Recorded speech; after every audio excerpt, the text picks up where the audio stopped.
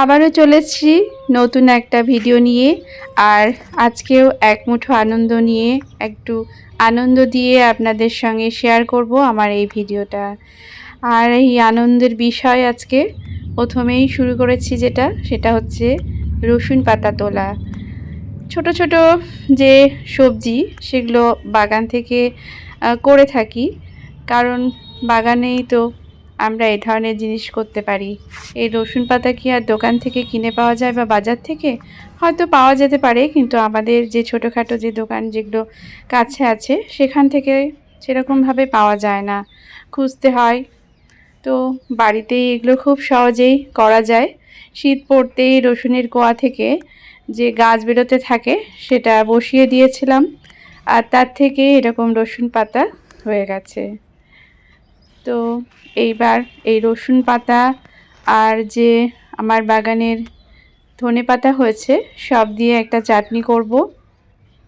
এই যে ধনে পাতা, ছোট ছোট জায়গাতে ধনে পাতা লাগিয়েছি, আর অল্প অল্প করে সব জায়গাতে একটু একটু করে ছড়িয়েছি। আর এইখানটায় লাগিয়েছি অনেকগুলো বীজ, তো হয়েওছে অনেকগুলো।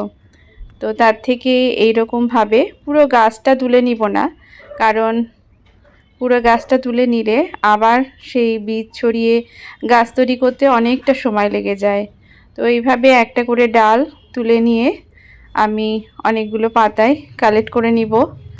দেখতেই পাচ্ছ গোড়াটা তুলে নিচ্ছি না, শুধুমাত্র এইরকমভাবে ডালটা তুলে নিচ্ছি। একটা একটু করে পাতা যেগুলো বড় হয়েছে সেই পাতাগুলো, আর যেটা বেরোচ্ছে সেটাকে কিন্তু রেখে দিচ্ছি। তো এইভাবে আমি পাতাগুলো কালেক্ট করে নিয়েছি প্রত্যেকটা গাছ থেকে। আর এখন যেহেতু একটু একটু গরম পড়ে গেছে, তো খুব তাড়াতাড়ি কিন্তু পাতাগুলো বেরিয়ে যাচ্ছে, নতুন নতুন পাতা। আর এই যে এখানে অনেকগুলো হয়েছে, এখান থেকেও কিছুটা নিয়ে নিব, বড় বড় ডালগুলো। আজকে একটু ধনেপাতার চাটনি তো করব, তার সাথে অন্যান্য রান্নাতেও দিতে হয়। তো দেখো এক ধারে একটু শেষ হয়েছে তোলার জন্য, আর এখান থেকে কিছু চারাও বেরিয়ে গেছে।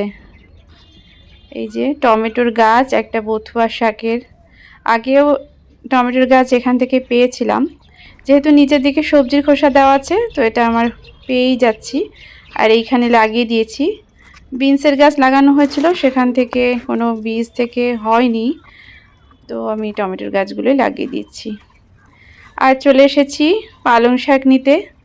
আজকে আসলে পালং শাকের পরোটা বানাবো। নিজের গাছের পালং শাক দিয়ে ভাবছি একটু নতুন রেসিপি করি। কোনো দিন পালং শাকের পরোটা খাওয়া হয়নি সেরকমভাবে, তো আজকেই করব। খাওয়া হয়নি বলতে নিজে করিনি কোনো দিন। তো আজকে পালং শাক যেহেতু বাড়িতেই আছে, তো বিভিন্ন রকম রেসিপি করাই যেতে পারে। তো সেই জন্যই আজকে পালং শাকটা তুলে নিচ্ছি, সেটা দিয়ে পালং শাকের রেসিপি করব। কারণ বাচ্চাদের শাক পাতা খাওয়ানো খুব অসুবিধা, তো পরোটা করলে তারা তো খুব দিব্যি খেয়ে ফেলবে। তো সেই জন্যই। আর এখানে একটা কি গাছ হয়েছে, এটা মনে হয় না সর্ষে, তো লাগছে না, হতেও পারে সর্ষে। সর্ষে তো লাগানো হয়েছিল। আরও একটা টমেটোর গাছ পেয়ে গেলাম। তো এখানে অনেকগুলোই টমেটো গাছ আমার লাগানো হয়ে গেল, জানি না কোনটা হবে কোনটা হবে না, লাগিয়ে তো দিলাম। আর রান্নাঘরে চলে এসেছি সব কিছু নিয়ে। আর এই পালং শাকটা একটু ভাপিয়ে নিয়েছি, পেস্ট করব। তো আর ভাপানো যে জলটা আছে সেটা কিন্তু ফেলছি না, সেটা আবার চলে যাবে বাগানে। এই জলটা আবার গাছে অন্য মানে প্লেন জল মিশিয়ে একটু দিয়ে দিব প্রত্যেকটা গাছে। আর এই যে পালং শাকের মধ্যে অল্প একটু ধনেপাতা নিয়ে নিলাম, ধনেপাতা পালং শাক দিয়ে একটা পেস্ট তৈরি করে নিয়েছি, আর ময়দার সঙ্গে এটা মেখে নিব। তো গাছের সবজি দিয়ে এরকম রেসিপি বানাতে সবারই নিশ্চয়ই ভালো লাগে। আর এই রকম যে ভালো লাগার জিনিসগুলো বারবার করতেও ইচ্ছা করে, আর সেজন্যই হয়তো ছাদ বাগান করা। ছাদ বাগান থেকে এই রকম জিনিস পাবো। আর এখানে চাটনির ব্যবস্থা করে নিলাম, এই যে ধনে পাতা আর রসুন পাতা দিয়ে একটু কাঁচা লঙ্কা আর একটু লেবু দিয়েছি, তাতে কিন্তু খুব ভালো হয়। চিনি দিয়েছি, চিনি লবণ তো দিতেই হবে। এই যে পরোটা সেঁকে নিচ্ছি। আজকে ধনেপাতার চাটনি আর এই পালং শাকের পরোটা বেশ জমে যাবে। তো দেখো কি সুন্দর সবুজ, দেখতে তো ভালো লাগছে, খেতেও ভালো হয়েছে, খুব টেস্টি। তো খুব হেলদি টেস্টি খাবার আজকে সকালে, ছুটি আছে আর সেজন্য বানিয়ে নিলাম। এটার সঙ্গে কোনো সবজি রাখিনি। আর চলে এসেছি তারপরে আবার ছাদ বাগানে, কারণ কাজের ফাঁকে ফাঁকে এই কাজগুলো করতে হয়। তো আজকে ভাবছি এই যে গাছটা আছে, গাছটাকে এই টবের মধ্যে, এই টবটা কিন্তু আমার বাড়িতে যে দই অনুষ্ঠান হয়েছিল কোনো, তাতে দইয়ের যে ভাঁড়টা পাওয়া গেছে সেটা আমি ফেলে দিইনি, সেটাকে একটু কালার করেছিলাম। এটাতে আমি ব্যালকনি বাগানের জন্য তৈরি করেছিলাম, কিন্তু সে ছাদে রাখার জন্য এটা রঙটা ফেড হয়ে গেছে। যাই হোক, এটার মধ্যে এই ফুলের গাছটাকে কি বলে জানি না, খুব কাটা থাকে, তো এটা এক হাতে কাটতে খুব ভয় লাগছিল। যাই হোক, কেটে এটাকে একটু আলাবড়া লাগিয়ে দিলাম, তাহলে এটা খারাপ হয়ে যাবে না। তারপরে এটাকে এভাবে লাগিয়ে দিলাম, খুব সহজে এটা হয়েও যায়। আর ফুলগুলো সব সময় থাকে, সেজন্য ভাবছি একটু বেশি করেই লাগাই, টবটা ভর্তি থাকে যেন। আর তারপরে কাজের তো শেষ নেই, চলে এসেছি এই টবগুলোর ভেতরে, দেখো কত আগাছা হয়েছে, আর তার সঙ্গে সঙ্গে কিছু বথুয়া শাকও হয়েছে। বথুয়া শাক কিন্তু আমি লাগাইনি, এমনি এমনিই হয়েছে।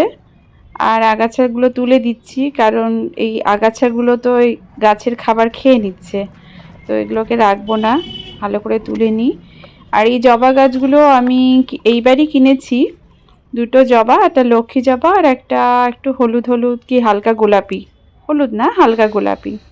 এই যে দেখো আরও যে বথুয়া শাক হয়েছে সেগুলো তুলে নিচ্ছি। এরকম অনেক জায়গাতেই দেখছি বথুয়া শাক হয়ে গেছে, হয়তো বা গোবর সার দিয়েছিলাম যখন, তার মধ্যে হয়তো বীজ ছিল।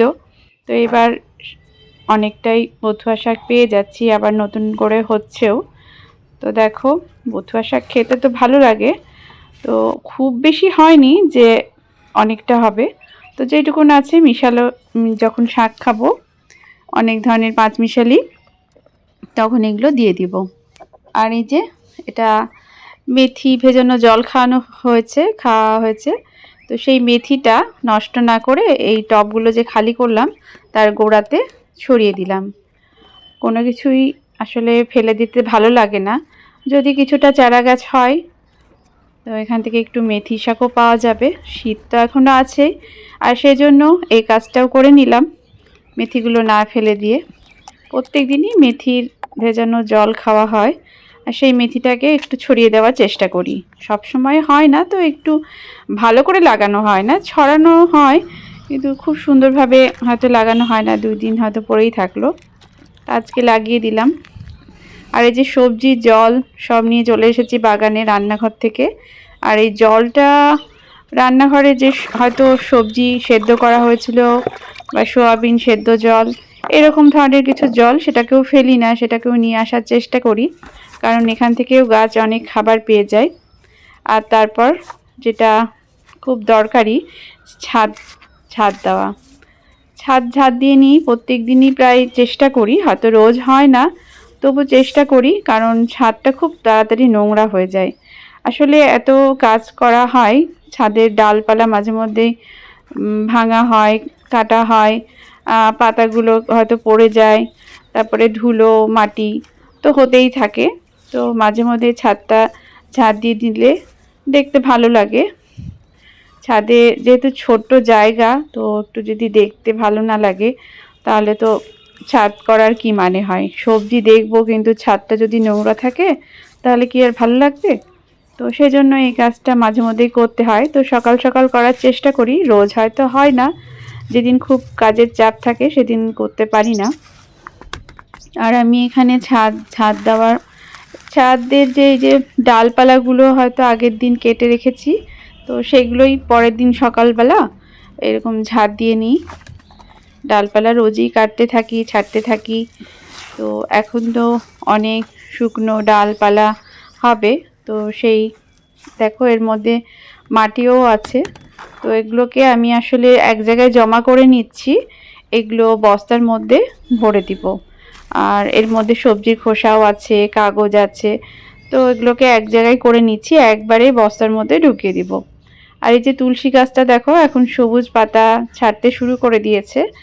এই শীতকালে তো তুলসী গাছটার অবস্থা খারাপ হয়ে গেছিলো, তবুও তুলসী পাতা আমি পেয়েছি। আমার অনেক জায়গাতেই তুলসী গাছ লাগানো আছে। আর এই যে পালং শাক আবার তুলতে শুরু করে দিয়েছি। আজকে তো আগের দিন তো পালং শাক রান্না করলাম, পরের দিনও পালং শাক, আজকে পালং পনির করব। ওই যে বললাম বাচ্চাদের এই পালং শাকটা তো খাওয়াতে হবে, তো একটু টেস্টি করে যদি রান্না করা হয় তাহলে কিন্তু ওরা খুব সুন্দর খেয়ে নেয়। আর এই পালং শাক তুলতে তুলতে যে পাকা যে পাতাগুলো আছে সেগুলোকে ফেলে দিচ্ছি, কারণ এগুলো পাতা থাকলে গাছটা এনার্জিটা কমে যাবে। তো যতটা পারা যায় একটু পরিষ্কার করে নিতে হবে। তো অনেকটাই পালং শাক আমার হয়ে গেছে, আরও কিছুটা তুলে নিলাম, যেহেতু এখানেও কিছুটা পালং শাক হয়েছে। আর তার সাথে সাথে তো ধনেপাতা আছে। এখন আমার ছাদ বাগানে ধনেপাতাটা বাজার থেকে আর কিনতে হচ্ছে না, ছাদ বাগান থেকেই পেয়ে যাচ্ছি, ছাদ বাগানে যেহেতু আছে।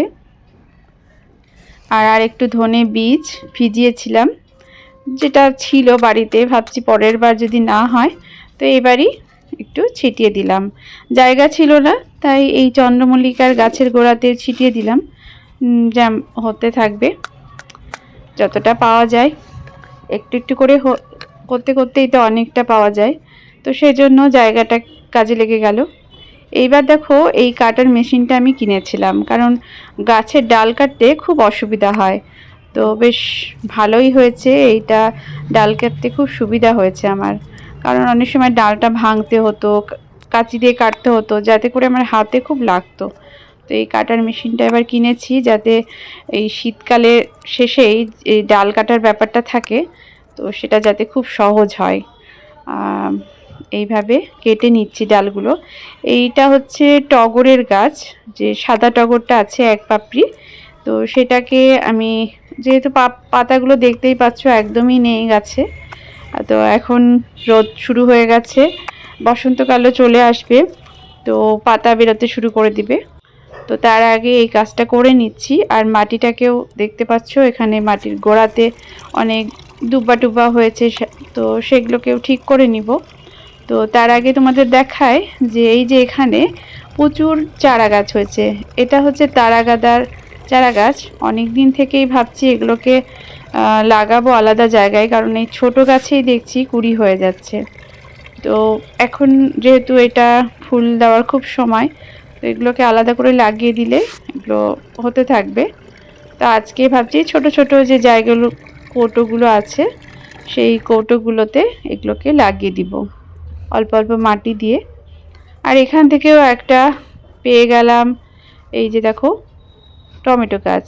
আর সব টমেটো গাছগুলোকে এখানে লাগিয়ে দিয়েছি, কারণ জায়গা তো বেশি নেই, যতটা হয়।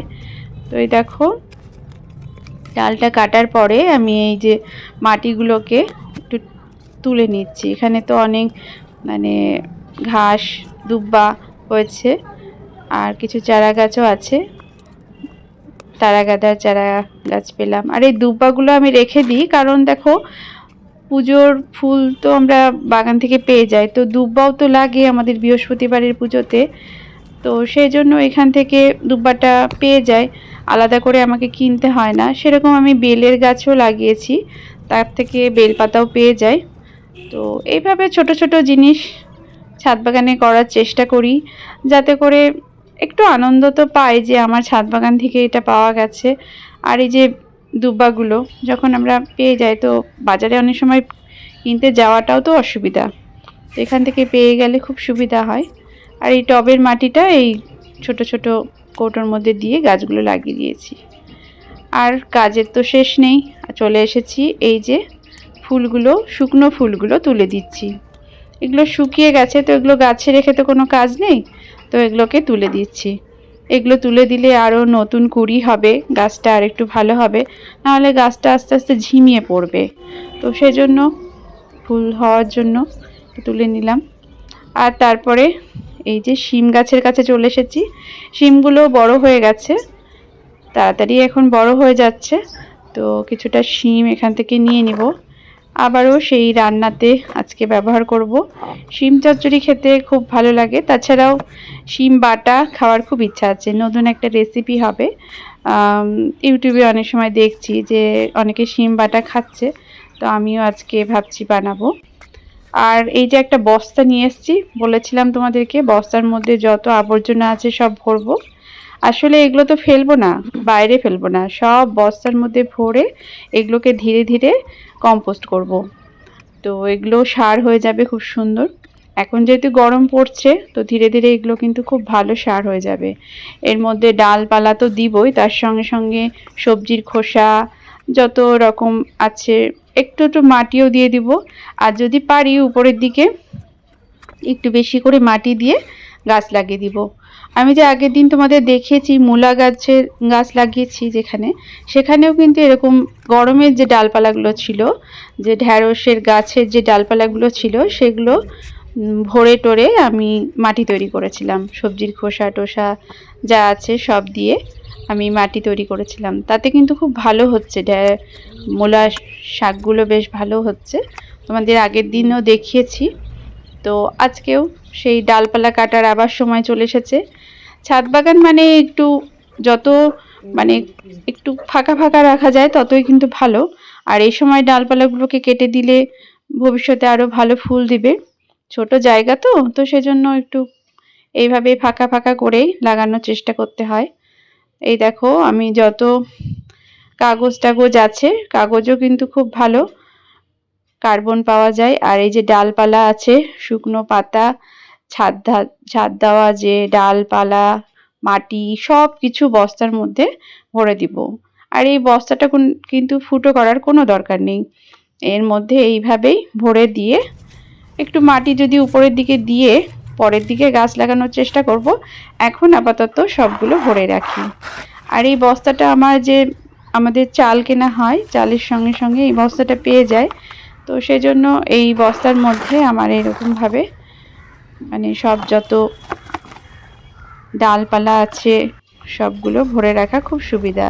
এই যে দেখো এর মধ্যে চা পাতাও আছে, পুজোর ফুলও আছে, সব কিছু একসঙ্গে এর মধ্যে দিয়ে দিব। এগুলো তো তাড়াতাড়ি মানে পচে যাবে, ডালপালাগুলো তো তাড়াতাড়ি হবে না, ওগুলো হতে অনেকটা দেরি লাগবে। তো এর মধ্যে একসঙ্গে থাকলে আস্তে আস্তে সবই পচতে শুরু করে দিবে। ডালপালাগুলো হয়তো একটু দেরি লাগবে, তো যাই যতটাই হোক হতে থাক। আর এগুলোকে এইভাবে আমি ফেলে না দিয়ে এগুলোকে কাজে লাগিয়ে দিচ্ছি। এগুলোতে যে কত মানে মূল্যবান সার তৈরি হয়, সেটা যারা করে তারা তো অবশ্যই জানে। আর এই যে এগুলোর মধ্যে প্রচুর ঘাস আছে, তো আমি এগুলোকে আলাদা করে এই জলের মধ্যে দিয়ে দিলাম। এর মধ্যে মাটিও আছে, তো এটা পরের দিকে শুকিয়ে নিব। তো এখানকার যত আবর্জনা ছিল সব আমি পরিষ্কার করে দিলাম। ছাদটা আমার পরিষ্কার হয়ে গেল। সকালে এইটুকু কাজ করে নিলাম, একটু চাটা খেয়ে আমি সকালে উপরে ছাদে এসে এই কাজটা করে নিলাম ঝটপট। 1 ঘন্টা সময় দিই ছাদে, আর এরপরে শুরু করব রান্না বান্না। আর তার আগে আমি একটু শাক তুলে নিই। শাকটা আমার বাগান থেকেই কিন্তু হয়ে যায়, পাঁচমিশালি শাক আজকে করব। তো আজকে তোমাদের যে ভিডিওটা দেখাচ্ছি মানে সেই ভিডিওতে আমার কিন্তু 2-3 দিনের কাজ আছে। সেজন্য হয়তো তোমরা ভাবছো যে প্রত্যেক দিনই এটা তুলছে, এটা মানে একদিনেরই হয়তো সবগুলো তুলছি। আসলে একদিনে সব তুলছি না, হয়তো একদিন পালং শাক তুলেছি, একদিন পালং শাক, ধনে পাতা, রসুন পাতা তুললাম।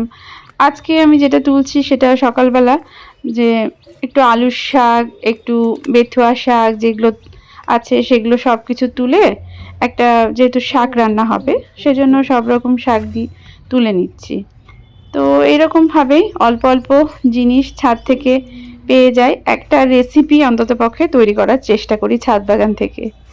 প্রতিদিনের ফুলটা আমি ছাদ বাগান থেকেই পেয়ে যাই, কারণ বাজার থেকে ডেলি ডেলি ফুল কেনা ভালো লাগে না। আর বাড়ির ছাদের ফুল দিয়ে, ছাদের বা বাড়ির যে কোনো গাছ থেকে ফুল তুলে যদি তুমি ঠাকুরকে দাও, সেই ফুলটা এত সতেজ থাকে না, মানে খুব ভালো লাগে। তার মধ্যে বাজার থেকে কিনে নিয়ে এসে মনে হয় যে কেমন যেন একটু কেমন যেন লাগে দেখতে। তো সেরকম সতেজ পাওয়াও যায় না অনেক সময়। তো একদম টাটকা টাটকা ফুল দিয়ে পুজো করতে খুব ভালো লাগে কিন্তু। আর সেই নেশাতেই বাগান শুরু হয়েছে। আর তারপরে যেহেতু সবজি খেতে ভালোবাসি এটা ওটা, তো সেজন্য এই সবজি চাষও করছি। আর এই সবজি চাষ করতে করতে বা ফুল করতে করতে গাছ লাগাতে লাগাতে বিভিন্ন রকম অভিজ্ঞতা হয়, যেটা খুবই মানে ভালো লাগে। নতুন নতুন সবজি যেগুলো আসলে আমরা দেখিনি, যেমন মিষ্টি আলু, যে সেদিনকে তোমাদের দেখালাম যে মিষ্টি আলুটা কিভাবে হয়, তার যে শাকটা কোনো দিন খায়নি সেটা খেতে কেমন লাগে সেটা। তো এইরকম অভিজ্ঞতা।